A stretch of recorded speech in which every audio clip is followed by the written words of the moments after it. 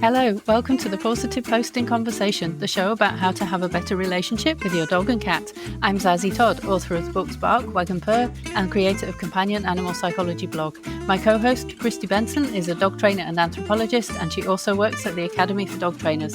We can't give advice on your pet, so if you have concerns, see your dog trainer, cat behaviourist, or veterinarian as appropriate. Thanks for joining us today. Canine scent work is a really fun activity for people to do with their dogs. And today we're going to learn all about scent work with the amazing Bonnie Hartney of Ocean Park Dog Training. And I'm really excited that she's with us today. Welcome to the Positive Post in Conversation. I'm Zazie Todd. I'm joined, as always, by my friend and co-host Kristi Benson and a very cute Archer who is joining Kristi today. Kristi, do you remember a few episodes ago, we asked you what dog sport you would most like to try? What did you pick? I think it was scent work. It was scent work. Yay! So that's why it's very cool that we've got Bonnie here with us today. So Bonnie Hartney is the owner and head instructor trainer of Ocean Park Dog Training in Surrey, BC, which is BCSPCA Animal Kind certified. Bonnie is a force-free, reward-based dog training professional who brings knowledge and experience working with both shelter dogs and pet dogs to advance people's knowledge and understanding of pet dog behaviour. Bonnie earned her CTC from a distinguished international leader, Jean Donaldson, at the Academy for Dog Trainers. And to further her understanding of scent detection for pet dogs, Bonnie studied with the National Association of Canine Scent Work Founders, and she's a certified nosework instructor with 9 years' experience of teaching nosework. For over 25 years, Bonnie has volunteered and worked with the BCSPCA, helping shelter dogs to be adopted. And currently, Ocean Park Dog Training has nosework classes every day of the week with 4 certified nosework instructors and more than 95 dog teams. That's incredible. Thank you for joining us today, Bonnie. Oh, thank you so much, Zazie. And it's an honor to be here, so thank you. And I'm so excited about nosework. So I'm sorry, Kristi, you're going to be in it. You're definitely going to want to start. Yes. And if you're thinking you recognize Bonnie's name from somewhere, that's probably because you read about her in my book, Bark, where she was kind enough to let me tell the story of how she helped her very fearful dog, Dixie. So that will be where you recognize her from. But obviously, she's incredible, not just at working with fearful dogs, but also at doing scent work. So how did you get started in scent work? Thank you for that, Zazie. That was very kind. And Dixie says thank you, too. How did I get started? I have to confess, when I first heard about it, I thought, I don't think this is going to fly. But it started back in about, I think it was 2009. And my friend Ann Gunderson told me about a new class she was starting. And I wondered if I was interested. It was called Canine Nosework, and it was a class to teach pet dogs how to do scent detection. She'd recently been to California to learn from the founders at the National Association of Canine Scent Work. She was super excited. And at first, though, I was like, I'm not sure. I don't know. But anyways, I decided to give it a try, which was really lucky for me. So that organization was started with the late Ron Gaunt and Amy Harrow and Jill Marie O'Brien. They were professional detection dog handlers, and they had an idea. They recognized how happy and joyful the professional dogs were when they were searching for bombs and drugs and things. And they wondered if they could replicate something like that for pet dogs. So they came up with this idea. They designed classes. They had a small group of people in Southern California who got started, and people loved it.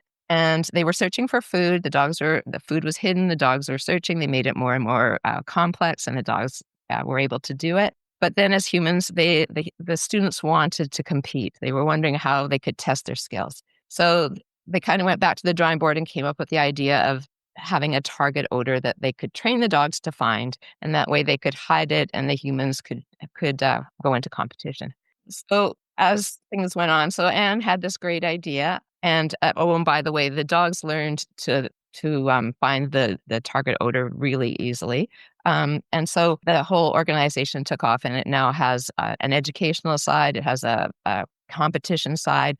But the majority of dogs, I think, probably are just dogs that are out there doing it for the fun of it. So fast forward today, there are teams everywhere, all over the globe. There are other scent organizations. They're maybe slightly different, but they're all doing the same thing. When trial registrations open up, it is not at all surprising to have a wait list that is so long because it's so popular. So the thing about nose work that makes it different, I think, from any other class that people might take is that one dog comes into the search area, which is typically a classroom or a hall. So one dog comes in at a time and does the search and then goes back and waits in the car for their next turn. And that was a part that I thought, I don't know if we're going to like this. So I went to my first class with my white Swiss Shepherd, Lily. She was an adolescent at the time. She was about a year old, full of energy and all sorts of fun, very lively. And so we had our 3 turns, and she waited in the car in between. And when I drove home, she slept the whole way. And I was like, what was that about? And she was so content, and I didn't have to take her for a super long walk afterwards. And I thought, wow, she loves us, and it's very tiring. I love that too. And so we were hooked. Oh man, I love that. I love that. I love that story, and I love how you said earlier that that the detection dog handlers noticed that their dogs loved it, and that's something that I see when I'm in an airport and I see one of those airport spaniels. That like the handler has a Kong or something in their pocket, and the dogs look like they're having fun. And it's so different from the image that you might get of other working dogs, especially working dogs who are trained using aversives. Like it just looks like they're having the best. It puts everybody around in a good mood. Yeah, for sure. It really does. Yeah. So like following that, and I apologize. I know we were talking about this before we got started on Zoom, but my internet is a little glitchy today. I think it's because we got our first big snowfall here in northern BC. So I apologize if my voice is crackling in and out. But we wanted you to talk a little bit more about what are the benefits of scent work for dogs and their people. Like I think you touched on that, but just a little bit more. Let's drill down on that a little bit more. Sure, sure.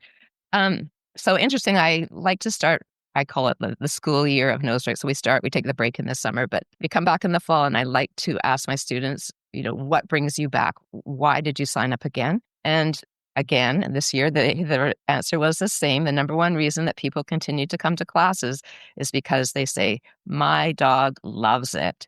And it's true. And that's what keeps people coming back. And some people said it's also because they love it too.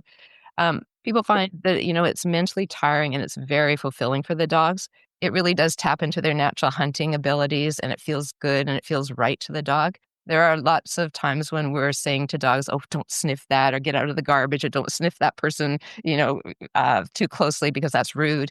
And so in nose work, they get to be a dog. They get to follow their nose, and I think it really does feel good and right to them.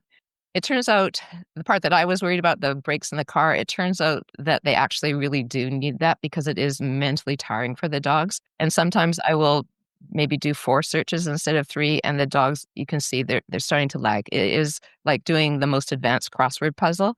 And so they do actually need a break. So my students also said that they love learning more about their dog. So I feel like it's as they watch their dog, there are so many light bulb moments, and they say things like, wow, I had no idea my dog could do this.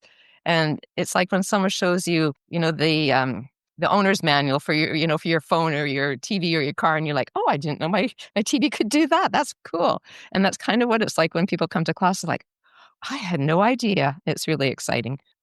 People, and I totally agree, it is definitely a confidence builder.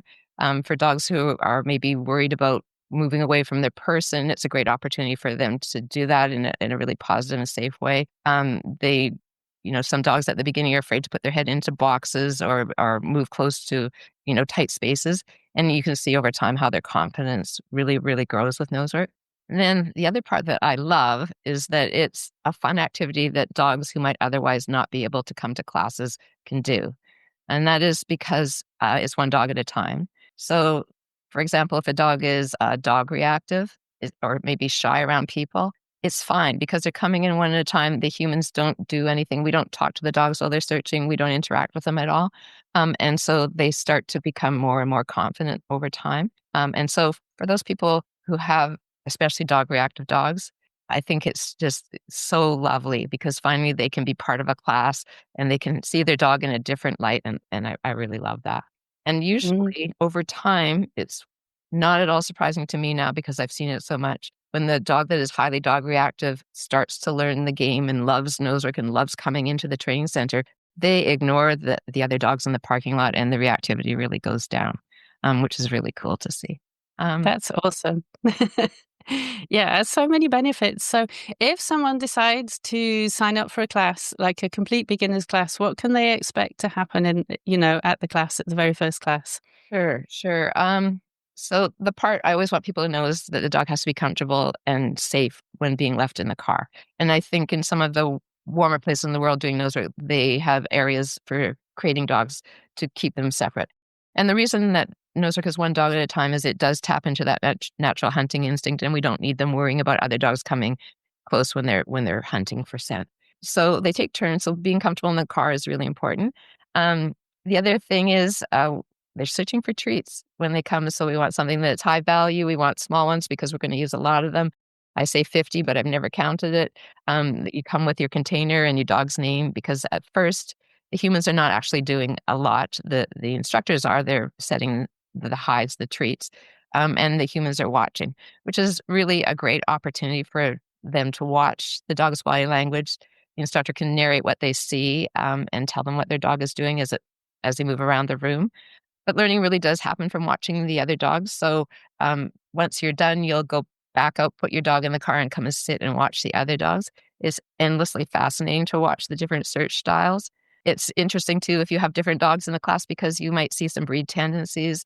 The herding dogs have a really cool thing where they tend to come in and do a nice perimeter search first and then come back. The spaniels do a bit of that quartering where they're all over. It looks like they're, flushing out some birds from a bush. It's exciting to see the differences. The retrievers, I think humans have selected for going straight into, they shouldn't hang around the hunter. They go straight in. So they tend to go right deep into the search area first. And so there's just so much learning and opportunity to understand dogs more that I think people really love it. What do you think Archer would do? He's like Archer, our livestock guardian. guardian dog. I have a Great Pyrenees in class. He's like a group of different livestock guardian dogs. Oh, okay. Well, the Great Pyrenees in our class is a very good nose work dog. He's big and, he lumbers around, but he seems to feel like he can manage the environment. I don't notice any particular pattern, but he's very good at it. I think Archer is going to be very good at it too. He's got the drool down pat. Isn't there Yes. something about like drool and scent? Get ready for the drool everywhere, because we're anticipating finding the hide and the food. So that's part of the fun. Yeah. And then the shake. Yes. Like the move sound effect shake where it's not good.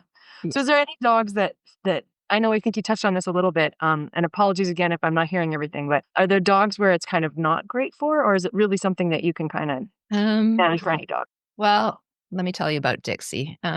So I didn't know then what I know now. So when Dixie started, so Dixie was profoundly fearful. She was basically feral when she came to us. As time went on, because my other dog was doing nose work, I thought it would be something that she would enjoy. And at the beginning, it's for dogs like her, it's fine because we start them in flat cardboard boxes, and we keep the search area pretty simple. But as time goes on and they get better at, then we start to change the search area. So for some dogs, if change is hard, I think it's better to continue doing it yourself or doing it in something that's predictable versus something that's novel and changing all the time. So, but for Dixie, the thing that she taught me is she was afraid of some things like X pens and tight corners and things. And so she definitely knew the hide was there, whether it was food or the scent, but she wasn't willing to go all the way in, and not knowing. And I had instructors say, we just didn't know. And we were luring her to get into those corners or get closer to the scary X pen to get the food. And over time, what I saw is that her fear in those situations started to get worse. The opposite of desensitization, it sensitized. And she started to worry about the scent. So I took the scent out and we went back to food. But the setup of nose work, the classes, to her, this was scary. It just meant scary. And so I made the decision that nose work wasn't the thing that I would do with her, not than in classes. And she's brilliant outside and I hide treats for her all the time. But the actual setup, because I was putting her in situations that scared her, was not good for her. And so what I learned from that is I do not let any of the dogs that I'm teaching now, we don't let them feel afraid when they're searching. If we see them starting to be nervous about something, we just ask the person to call their dog away and we reset the hide so that they don't have to have a yucky feeling while they're searching. And I think that's really important, and I think it's played out well. So I thank Dixie for being a bit of a guinea pig and teaching me that lesson, but we want it to be fun for them and feel good every single time. That's great. And you've already talked about how it is actually suitable for many reactive dogs because of the fact that it's just one dog in the search area at a time. Good. So what kinds of scent are used for the dogs to search for? You said they start with food, and that sounds like it's the food that they love, and then progress to scent. That's right. So at the beginning, we're building the love of the game, and they're searching for hidden food. And food is important to most dogs, so they're really keen. They're learning independence to search without anybody saying, look here, look here, look here. They're learning to move away from their person, and they're learning to find it and then to continue to search again. So building that drive and that search style. And so then once they're really good at it, and we've tried it in lots of different ways, we've built puzzles, they're easily able to move into tight spaces, do elevated hides, do it, in boxes, on plastic, or with objects. So we do all sorts of different scenarios.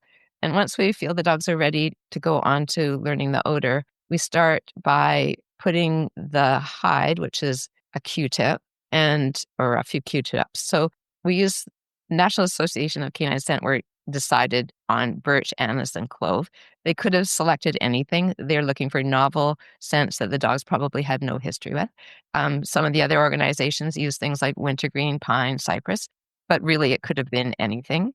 And when we are preparing the Q-tips, it's really about, a jar full of maybe 50 Q-tips and some drops of odor in the container, and we shake it. So it's not actually the oil on every single Q-tip, it's the scent of it. Other organizations put the drop of the oil on every single Q-tip, and amazingly, dogs can figure it out. They can understand different strengths of odor, and they can work around that.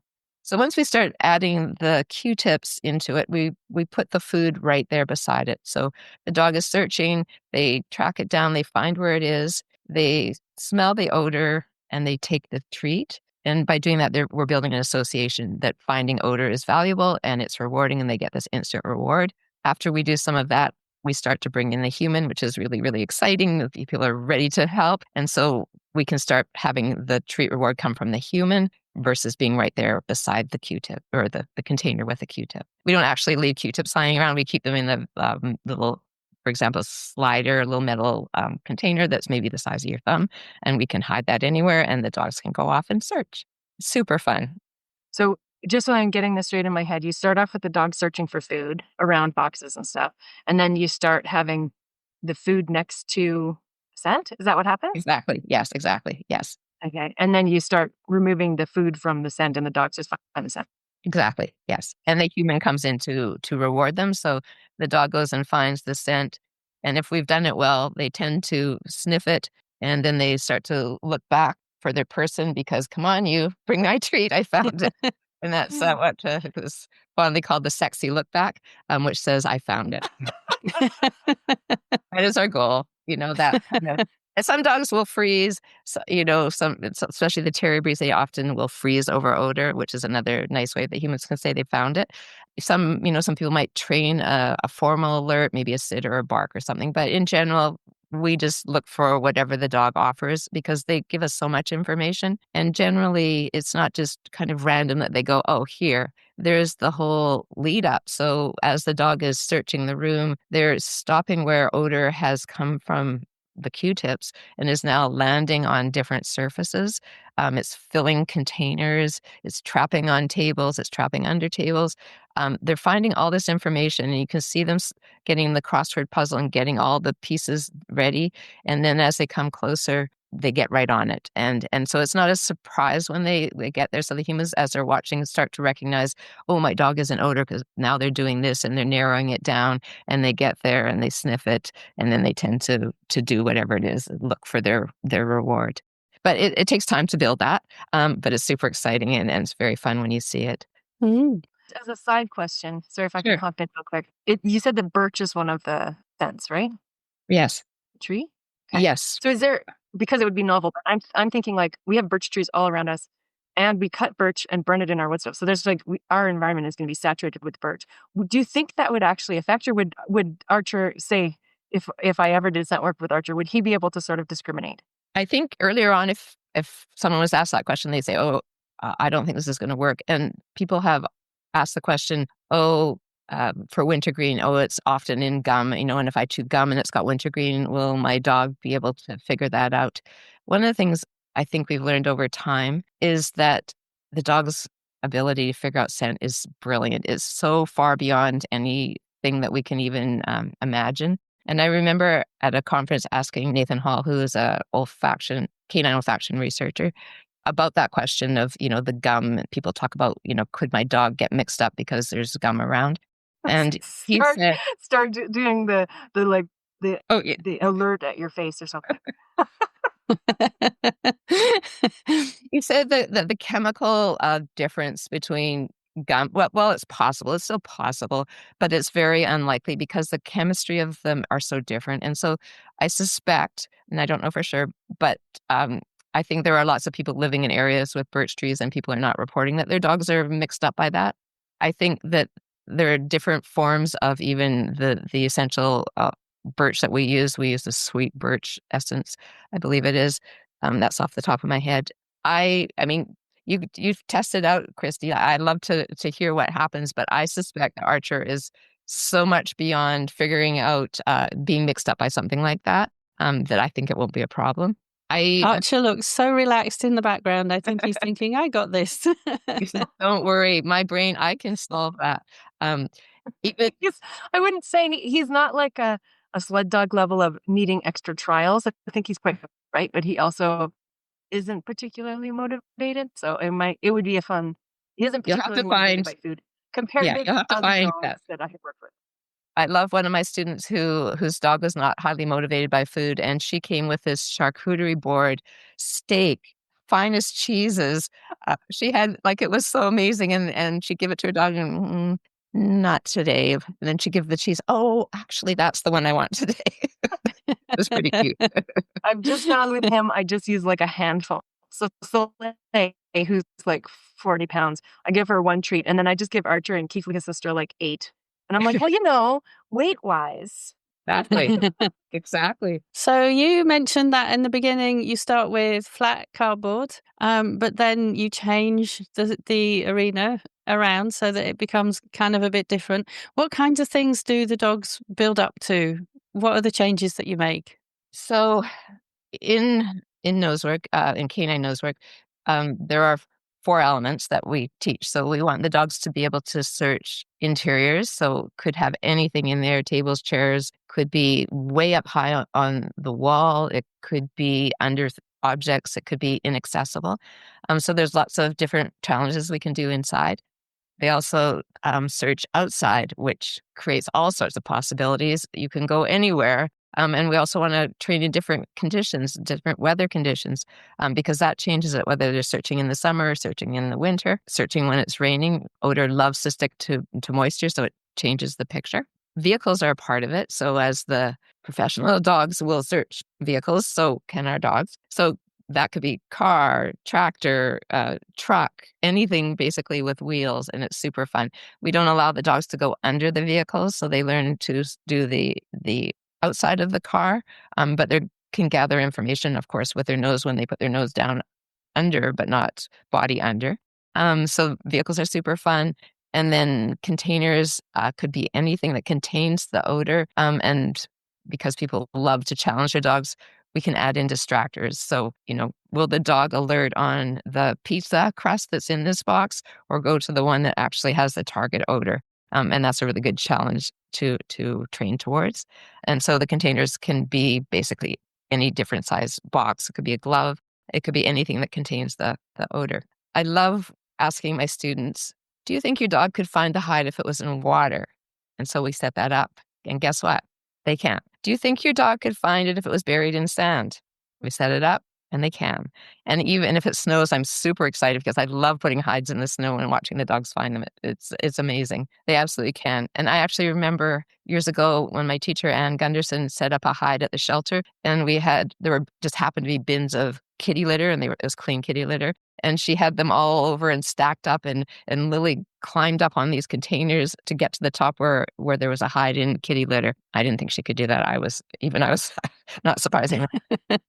It's really fun. One time we did one where Anne set it up. We just happened to be a place where there was a lot of horse laundry, horse gear, and dirty stuff. And could the dog find the hide if it was buried in there? They could. They sorted through the horse smells and they found what they were looking for. It's amazing. Whenever I think, I think that's kind of the limit to what they can do, then they prove to me wrong. There's always more that they can do. I think if there's one thing that really is fun to watch and really shows the brilliance of the dog's nose, it's when we do a very high hide, like suspended from the ceiling or very high up on the wall. And the dogs have to be experienced at that point, but to watch them go around the room, and it seems like it takes forever, and they keep going around gathering information, and it goes on and it goes on, and then just suddenly they go forward and they leap up to where the hide is high above their head. It's amazing. It's very exciting to watch. So I know you've sort of mentioned this a couple times, but about your dogs, but what have you learned that sort of has surprised you about your dogs from watching them do scent work? Or what have your clients learned about, and your students learned that surprised them about their dogs? I think, last week somebody said it works, which is brilliant. For me, I always come away saying, if I love my dog before, if I loved you, Hamish, before, I love you even more. I can't believe how brilliant you are when he figures out these really complex puzzles. So I'm always telling him I love him more. And when we go into a search, if it's blind, I say to him, you've got this, Hamish. Because the thing about scent work is it is dog driven. We do not have the noses. We do not know. For the dogs, every search is blind to them. They don't know where it is. And so just following the dog, and I think that's really different from many other dog sports, which are very human-led. Scent work is dog-led. It's very much tapping into that natural instinct that dogs have. And while there's, some training where they might say, look here, look here, look here, I really like to just let the dog lead because they do know what they're doing. And not to say that we don't have to, suggest you check this area, suggest you check that area, but in the end, it is the dog that is leading it. And I think that's what makes it so special. People get to see the true dog as they're doing the thing that they were born to do. And that's really fun. I love that. And it sounds like you got hooked from your very first class, and you've been teaching this for many years now. So what would be your advice to someone who's listening to this and thinking, I might like to give this a try? Well, definitely just do it. Won't be disappointed. I think, so some of my students have been with me for 8 years. It's a really long time, and the dogs are getting older. I think, nose work is more than just a class. I've taken other classes, but the thing that makes it special is it is a community. And because you're sitting with other people and watching their dogs, you build a bond with their dogs. So I feel like they're all mine. And so the community of people is very strong and supportive. And learning more about each of the dogs is really helpful to all of us. So I would say to people, please try it. If you, I think, Sassy, I sent you something so people can look for nosework instructors. If you live in a place where there are none, maybe Kristi, there aren't any, there are some online nosework classes you can do. And then, really, our dogs are always living in a world of scent. They're always figuring out the picture. You can really do it yourself by just, maybe it's just as little as tossing your treats, on a grassy surface and letting them sniff and find. It's super fun for them. Any opportunity to sniff is really helpful, and it builds happiness in your dog, and it gives us a chance to watch. Sometimes I think people have seen it, but they're not sure what that is, where they go for a walk with their dog and the dog suddenly changes direction. And we see this kind of back and forth movement and then they find where the source is and they press their nose hard and they gather all the information. And that's a really good example of what odor does. It starts from a source, and then depending on the wind conditions and the objects in the space, it will come off on tendrils or plumes. And the dog will catch one piece of that tendril of plume and they will work it back to find where source is. And you can see the joy they have in doing that and how important it is to gather that information. But that's the part, you can see that when you go for walks with your dog, you can set it up so you can watch it. But the dogs, besides the fact that they are incredibly gifted when it comes to scent, they also both sides of their noses work separately. So they can tell where odor is stronger on this side or weaker on this side, and it's helping them to guide and figure out where these tendrils of odor are going and coming to. They really are like time travelers because they know what was there before, they know what's there now, and they can, because of the wind, they can tell what's coming towards them. So it's super amazing. It's far beyond anything humans can do. And I'm, excited and passionate about watching them because they keep teaching me something new every single day. I think that the whole component of they know what happened in the past just from smelling is, I think the first time I heard that, I was just like, oh, mind blown. Like it makes sense with how dogs, process and understand the chemicals in their environment. But yeah, it was just a cool thing to be like, we have a sense of that, I think, a little bit. Like if I could see a tracks or something, oh, there's fresh tracks in the snow. Like I know that it's snowing actively. There's fresh tracks in the snow. My dog was here recently. But as far as like the detail that they can get from scent, I think it's very, very cool. It's really interesting. And once you see it and watch your dog, you can't unsee it and you start to notice things. For example, if a adolescent intact male dog happens to lift his leg in the training center, and we can put all the cleaning and we can put the enzymes on, we can do everything, make that scent go away. And there will be months later where a dog will go in and sniff that spot and go, ugh, and walk away. That's those teenage boys. I have this funny thought of, because we have Soleil, who's little for us, like a 40-pound dog, and then Archer, who's like about 140-ish. And if I'm walking them together and if I threw treats down for them to sniff, Soleil would get every single one.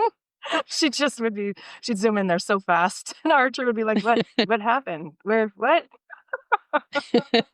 That reminds me of a questions dog. that I had was, Oh, I was just going to say, it reminds me of a chow that was in class, and he was a very special boy. He had the gold medal as far as temperament, loved people, loved dogs, loved life, but physically a lot of orthopedic problems and many surgeries. So walking was hard for him, kind of like for Archer. It's extensive behavior. I'm big, but for the chow is because, I've got issues with my joints. So Kodiak would come into the search area and he'd do nothing. And at the beginning, I was like, we got to get him moving.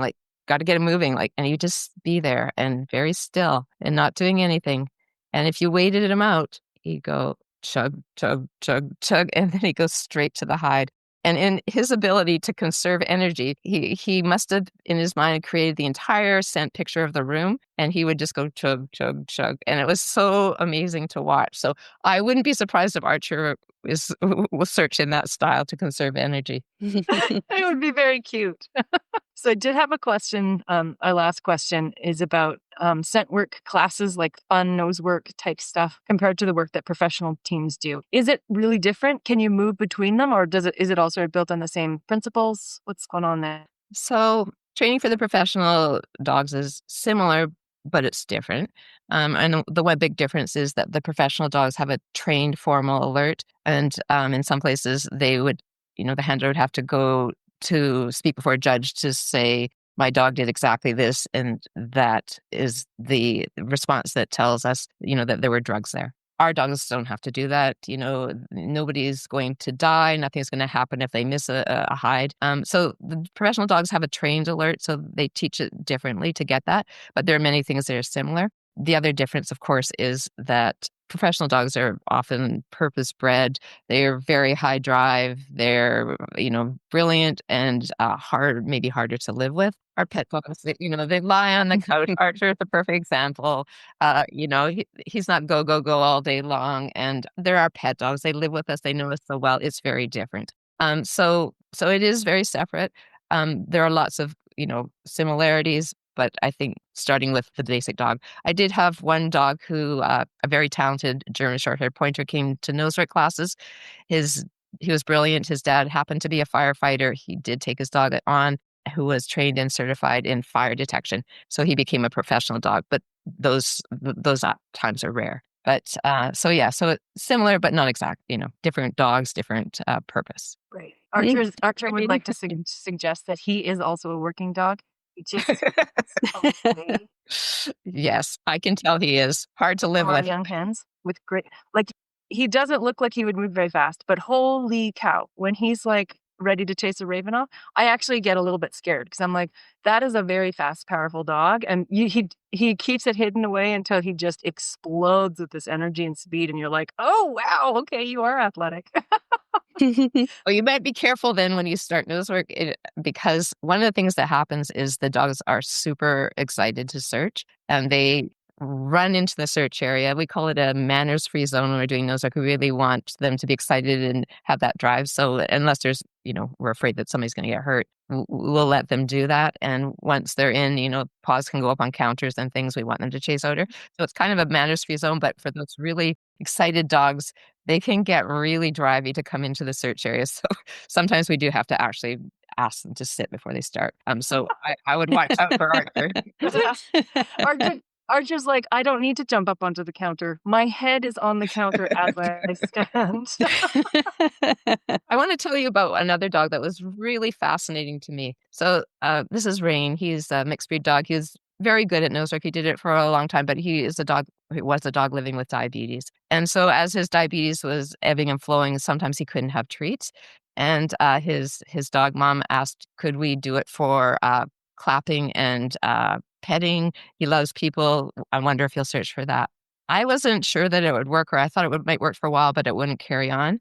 He proved me wrong. He would do complex searches. When he was done, all the students would clap. He'd come running over, get some pets from somebody, and then he would carry on and continue to search. And that suggests to me that there's more than just the food reward that we're giving the dog, that the actual act of searching with their nose is actually super rewarding for them. So he went on to do that, for quite a bit of time and showed me, how much fun it is to do nose work. So find what motivates your dog. Whether he would have been able to do that if he hadn't had that strong foundation, I'm not sure, but it was really fun to see him search, and hard, complex searches, long searches, and still do it for just the clapping, which is very cool. I think that really speaks to how much dogs can enjoy doing the scent work. And I'm sure you know of the study that found that when dogs do nose work, a 6-week nose work class, then they're more optimistic as a result of doing it. So that also speaks to just how much fun this is for dogs. So I think that's really cool. Yeah. And you mentioned some links before, so thank you very much. You've sent me some links, and for our listeners, I'm going to put those in the show notes. So if you want to learn more about scent work, or if you want to find a class near you, you'll be able to look at those links and find something there. So I feel like we could keep on talking about nose work all day, but sadly we don't have the time. So we have to move on to the book section.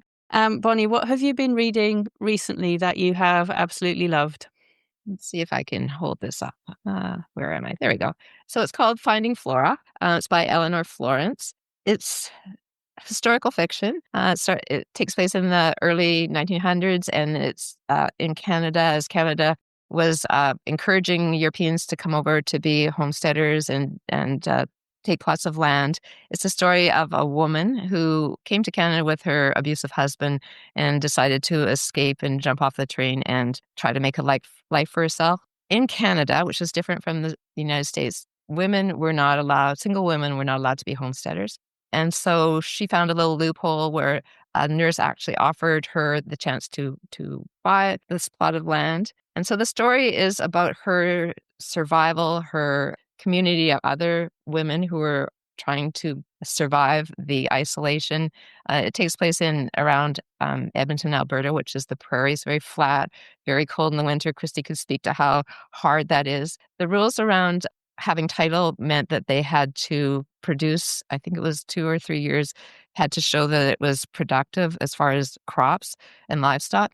And the biases against women, the cultural norms, the railway coming in, there was lots of adversity. And then, of course, the worry that her husband would find her. So it's very exciting. The author has a lovely writing style. I really enjoyed it. Highly recommend it. Thank you. That sounds like a really great read. Thank you. And so if people want to learn more about you, where do they go? So our website is oceanparkdogtraining.com, and we're on Facebook and Instagram. Instagram is Ocean Park Dog without the word training. Facebook is the whole name. Love to hear from people. I'd love to hear your experiences with nose work or scent work that you do. Super fun for dogs. And I love following your social media because there are so many little videos of cute dogs having really wonderful times. So it's definitely worth checking out. Thank you so much for coming and talking to us about scent work, Bonnie. It's been absolutely fascinating. Thank you for having me. It's been a pleasure. I think it should definitely encourage people to give it a try. Before we finish, I have an announcement to make, which is just to let our listeners know that Kristi and I are planning a special holiday episode, and we have gone back through our previous episodes and we have picked out some of the speakers who are your favourites, and we've asked them if they will come back and take part in a special holiday show. So I just wanted to let you know to look out for that in a few weeks' time as the holidays approach, because we're quite excited about it. Or I am anyway. So thank you for listening. If you've enjoyed the show, please tell a friend about it so that they can also learn about scent work. And if you do go and try it with your dog, please let us know. We would love to hear about it. And thanks again, Bonnie. It's been such a pleasure to chat with you. Thank you so much. Bye, everyone. Bye. Thank you for listening to the Positive Posting Conversation. If you liked this episode, please subscribe to the show and write us a review via your podcast app. For the show notes, visit companionanimalpsychology.com. This show was produced by Zazie Todd. The music is Melody from Paris by Studio Le Bousse. See you next time.